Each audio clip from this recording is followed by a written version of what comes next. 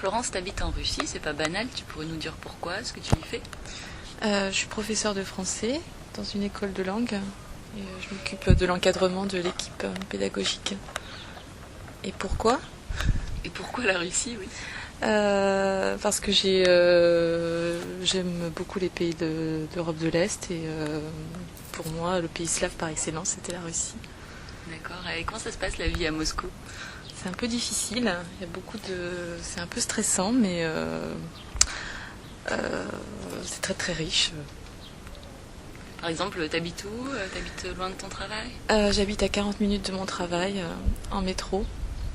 C'est un peu lourd tous les jours de faire le trajet, mais comme tout, on s'habitue et puis je fais de la lecture pendant ce temps-là. Ouais, tu t'occupes quoi. Je m'occupe, oui. Et tu parles un petit peu de l'ambiance de Moscou, des sorties, ce que tu y fais?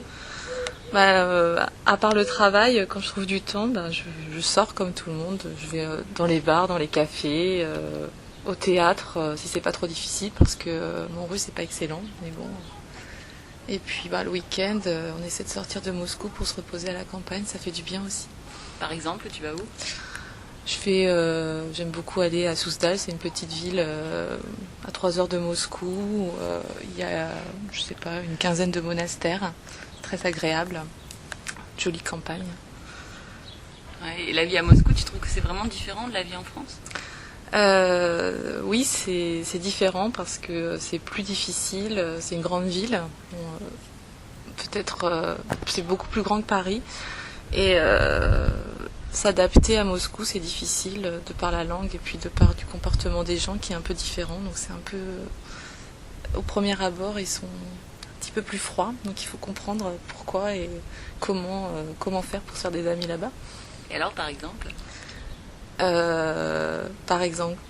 Comment faire pour comprendre les gens? En fait, les gens sont très très froids au premier abord, mais dès qu'ils considèrent qu'on est leur ami ou qu'on est entré dans la famille, tout change. Et là, du coup, ils sont beaucoup plus chaleureux. On est invité chez eux. On a beaucoup de choses sur la table à manger, beaucoup d'alcool, etc. Donc, du coup, l'alcool, ça permet de communiquer. T'es pas devenu alcoolique quand même? Non, pas encore, mais bon, qui sait. D'accord. Tu penses que tu vas rester longtemps en Russie? C'est ma dernière année, j'ai décidé. Ça fait déjà 3 ans que j'y suis, donc je pense que je vais essayer de voir autre chose l'année prochaine.